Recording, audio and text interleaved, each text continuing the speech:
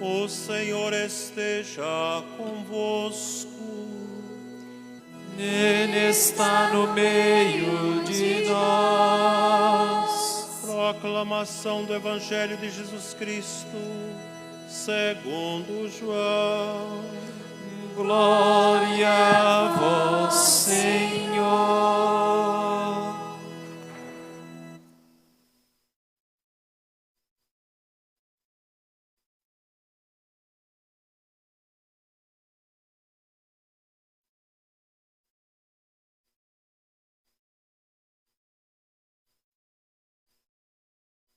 No princípio era a palavra, e a palavra estava com Deus, e a palavra era Deus. No princípio estava ela com Deus. Tudo foi feito por ela, e sem nada ela fez. De tudo o que foi feito, nela estava a vida, e a vida era a luz dos homens. E a luz brilha nas trevas, e as trevas não conseguiram dominá-la. Era a luz de verdade que, vindo ao mundo, ilumina todo ser humano. A palavra estava no mundo, e o mundo foi feito por meio dela, mas o mundo não quis conhecê-la. Veio para o que era seu, e os seus não acolheram, mas todos que a receberam, deu-lhes capacidade de tornarem filhos de Deus, isto é, aos que acreditaram em seu nome. Pois estes não nasceram do sangue, nem da vontade da carne, nem da vontade do varão, mas de Deus mesmo. E a palavra se fez carne e habitou entre nós, e nós contemplamos a sua glória, glória que recebe do Pai como Filho unigênito, cheio de graça e de verdade. Palavra da salvação. Glória a vós, Senhor.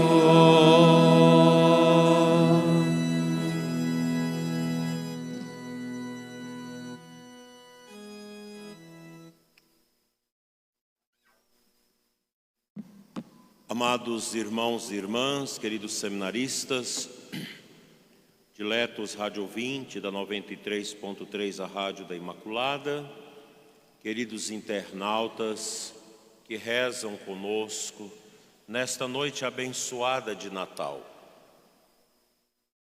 São João Evangelista foi o último a escrever o seu Evangelho, e o fez já bem tarde, depois que todos os outros haviam sido escritos. E ele conhecia os evangelhos de Marcos, Mateus e Lucas. Mas São João é um místico, é o apóstolo e evangelista mais novo de Jesus, que morreu já em idade bem avançada. E o seu contato com a erudição grega, o domínio da língua grega, fez com que o seu evangelho fosse diferente de todos os outros.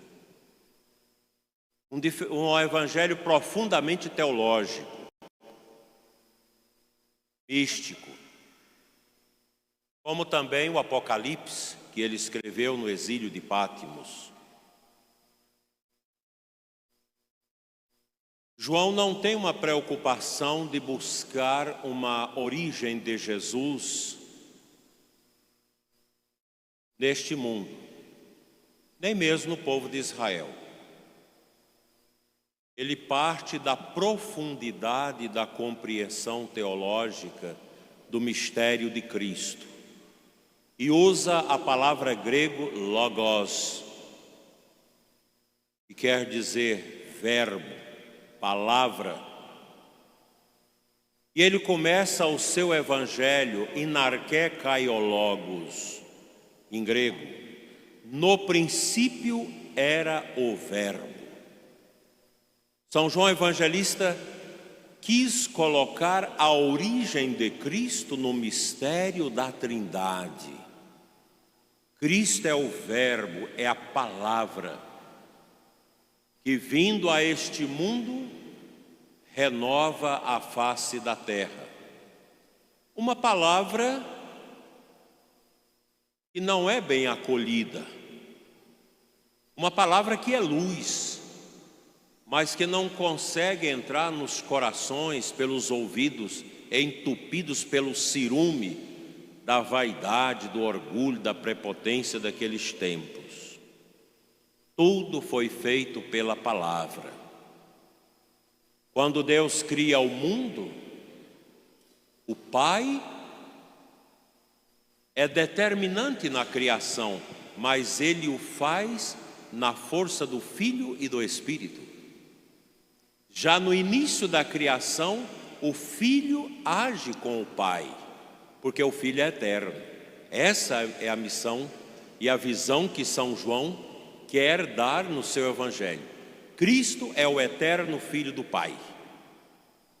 E o Concílio dos Bispos, no ano 381, em Constantinopla, vai definir os dogmas cristológicos.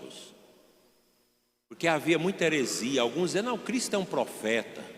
Ele tem um espírito evoluído, como algumas seitas dizem. Não, ele é daqui de baixo. Então, naquele concílio muito importante, fundamental, chamado Concílio Cristológico, e nós ontem rezamos o credo à noite do concílio de 381, onde os bispos da época santamente pontuaram: ele é gerado e não criado. É consubstancial ao Pai. A palavra grega é homousios, consubstancial. É da mesma substância do Pai. Não foi criado, foi gerado desde toda a eternidade, e Cristo é o que realiza a redenção. O Pai cria, o Filho redime e o Espírito santifica. Essa é a beleza. É interessante que, para compreender os mistérios de Deus, nós temos que colocar em ação a nossa mística. O ser humano possui uma forma de conhecimento que extrapola a linguagem convencional, que extrapola os nossos caracteres humanos, que é o conhecimento místico. São as experiências que muitos de vocês têm no sacrário, ou mesmo na casa de vocês, que vocês não dão conta de explicar. Eu não vou me atrever aqui a falar das experiências profundas que já tive em momentos místicos, que os gregos chamam de catarses. É um momento que você não explica, é uma intuição, é uma unção, é um relâmpago de conhecimento que a gente não sabe explicar. Isso é a mística. Os grandes místicos tiveram experiências maravilhosas com Jesus. E alguma coisa a gente sabe ao longo da história da igreja e que nos ajuda. Vejamos a primeira leitura de hoje. O profeta Isaías, ele tem uma visão mística, uma intuição mística. Como são belos andando sobre os montes os pés de quem anuncia e prega a paz. Os pés. Vocês já imaginaram a importância dos pés? Acho que nunca vocês ouviram uma homilia sobre os pés. Eu vou falar agora sobre os pés. a importância dos pés. Isaías tem uma visão dos pés de Cristo. E os pés do diabo, como são? Eu aprendi isso com a minha mãe.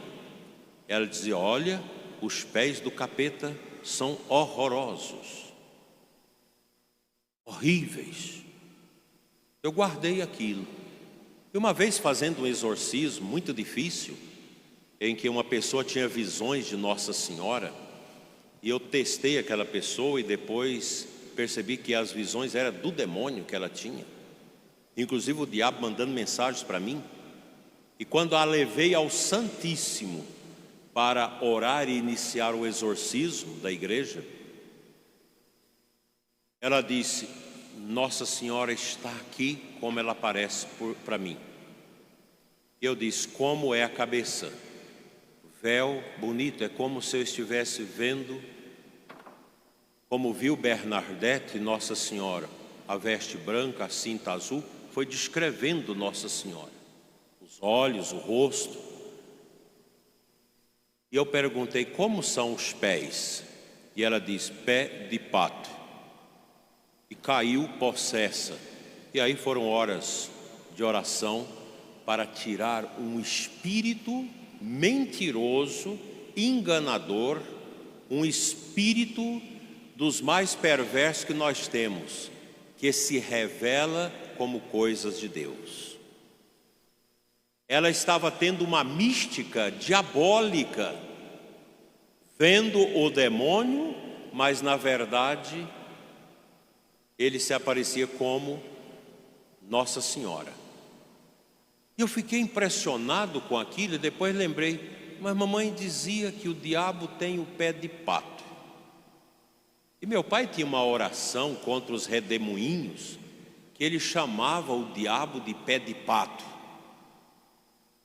E eu fiquei com aquilo na cabeça e depois me veio esta mensagem do profeta Isaías: como são belos sobre os montes os pés do mensageiro, que traz a paz. O demônio não é da paz, só tem os pés bonitos quem pronuncia a paz.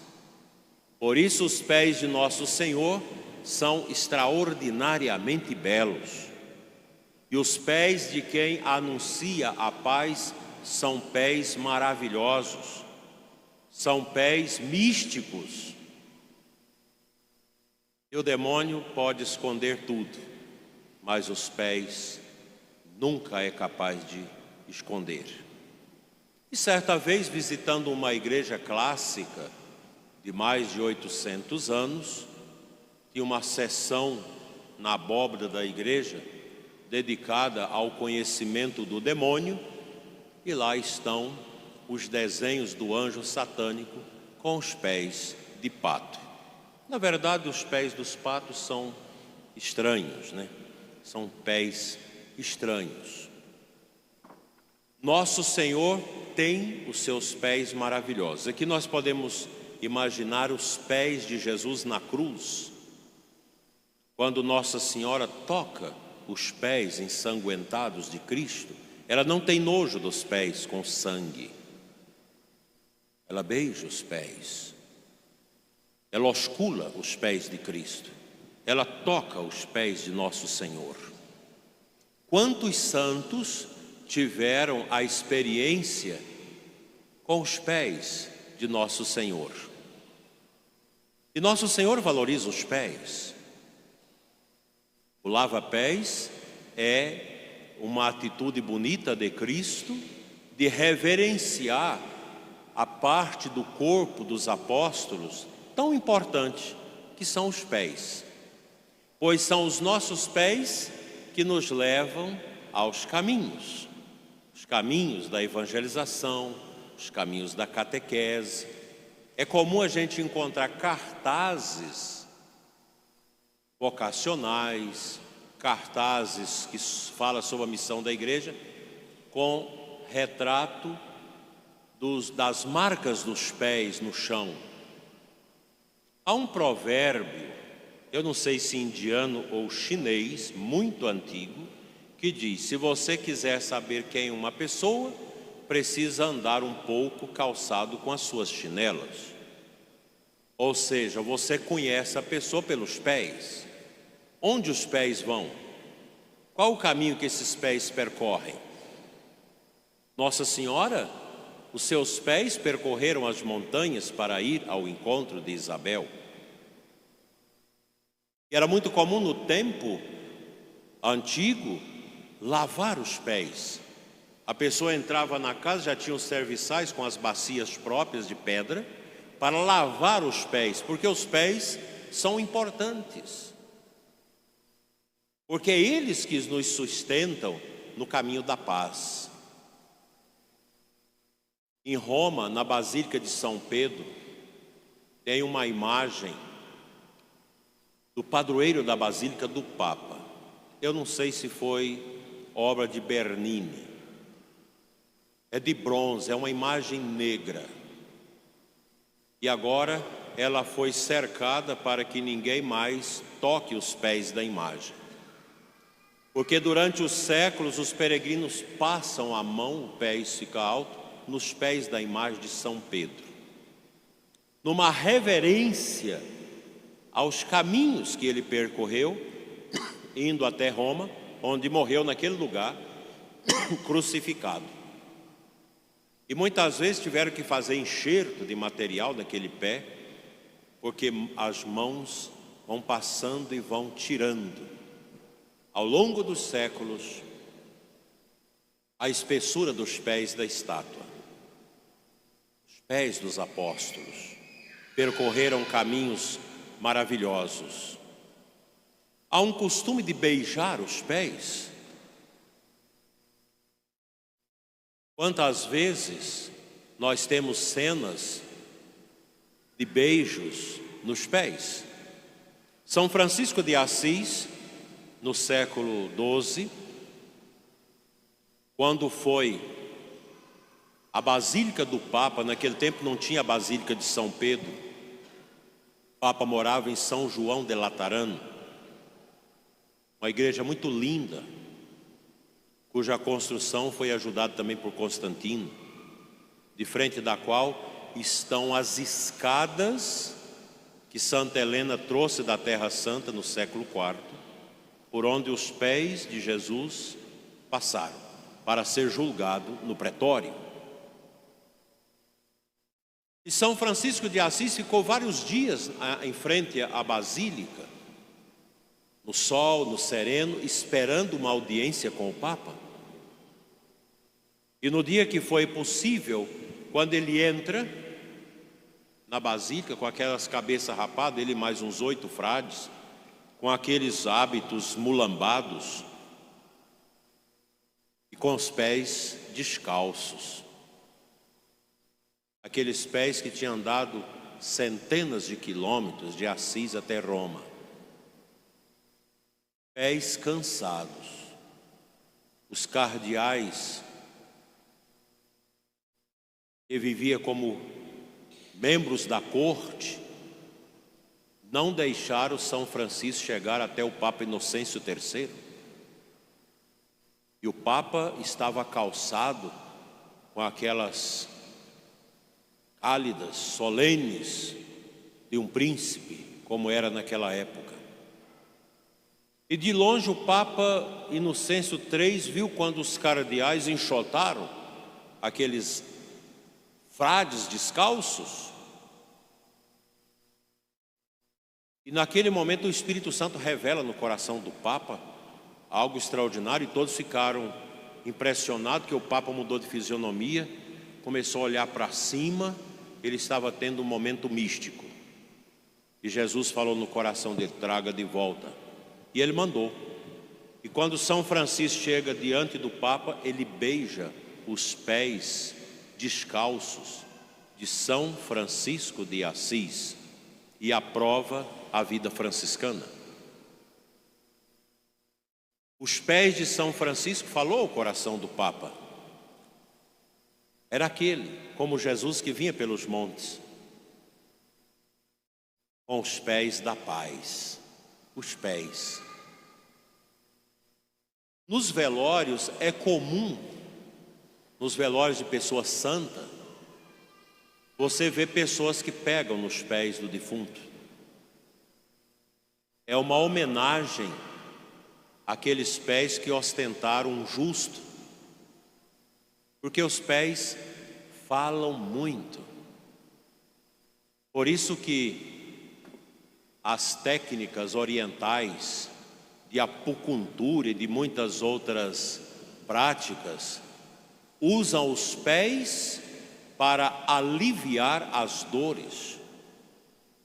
E esses entendidos do Oriente dizem que os pés concentram um certo ajuntamento de nervaduras de todo o corpo ligado ao cérebro, mostrando a importância dos pés. Para um missionário, para um catequista, os pés são importantíssimos. Eu tive uma experiência mística de visualização dos pés de Jesus. Em oração, nunca vi pés tão belos. Os pés de Jesus são maravilhosos, como também os pés de Nossa Senhora. E veja que lá no Gênesis, Deus disse: teu pé pisará a cabeça da serpente. Está lá, os pés. É com os pés que nós calcamos a estrada da vida. E os nossos pés revelam, meus irmãos, a opção do coração. Porque os pés estão ligados ao caminho. E o caminho do cristão é o caminho de Cristo. Os pés dos cristãos trilham os trieiros de Jesus, descalços, expostos. Os pés dos pagãos trilham as estradas largas do pecado. Por isso que os pagãos gastam muito com os pés, para adequar os pés ao caminho do pecado. Enquanto que os cristãos usam, na linguagem do meu avô, as precatas velhas para ir, sem vaidade. Se você olha um frade mendicante, um franciscano observante, ele nunca usa sapato, somente o chinelo. Os pés estão às vistas, porque os pés falam o que está aqui em cima no coração, porque os pés é a base de sustentação do corpo, é a viga baldrame do nosso corpo. E ali está descrito tudo que é preciso para nos sustentar. E os pés dos cristãos são pés que andam pelos caminhos da paz. São pés que ostentam o peso da cruz, do sacrifício, dos desafios da nossa vida. Os pés de quem é crente são justos. Os pés dos corruptos, dos mentirosos, dos orgulhosos, são pés macabros. Eles andam por caminhos que não são de Deus, os caminhos obscuros, o caminho da injustiça. Por isso são pés de pato. Andam nas coisas macabras. Os pés dos pecadores, dos imundos, são pés imundos. E os pés dos servidores de Cristo são pés que se lavam nas águas do batismo. Por isso a cena do lava-pés Na Quinta-feira Santa, ela é muito significativa para nós e traz para nós uma teologia dos pés. Nosso Senhor lava os pés dos apóstolos. Lavam-nos para prepará-los para a mesma estrada que ele vai seguir, a estrada da paixão. Como são belos os pés do mensageiro. Nós devemos valorizar o calçado dos nossos pés. A Bíblia diz: estejam os vossos pés calçados com a prontidão. A Bíblia está cheia de passagens sobre os pés. Se a gente for fazer um estudo e pesquisar, nós vamos ficar impressionados como há uma teologia, uma espiritualidade dos pés. Ah, mas as mãos são importantes? Sim, mas as mãos só podem agir se os pés sustentar, se os pés levarem. Que os nossos pés não sejam vacilantes, que os nossos pés não conheçam o caminho da perdição, que eles não andem pelo caminho do pecado e da condenação, mas que os nossos pés andem pelos trieiros de Cristo, subindo a paixão.